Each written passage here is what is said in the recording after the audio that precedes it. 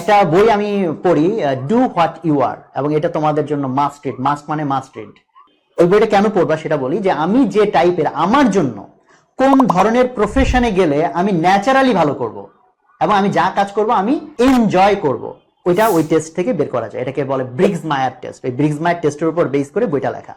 অবশ্যই অবশ্যই এই বইটা পড়বা। বইটা পড়লে তুমি জানতে পারবা সারা পৃথিবীতে 16 ধরনের মানুষ আছে। আমরা সবাই ওই 16টা টাইপের কোনো টাইপের মধ্যে পড়ি, এবং মজার বিষয় ওই 16টা টাইপের মধ্যে এমন নাই যে এই টাইপের মানুষগুলা ভালো, এই টাইপের মানুষগুলা খারাপ, এরকম না। প্রত্যেকটা টাইপেরই স্ট্রেংথের জায়গা আছে, প্রত্যেকটা টাইপেরই আবার উইকনেস আছে।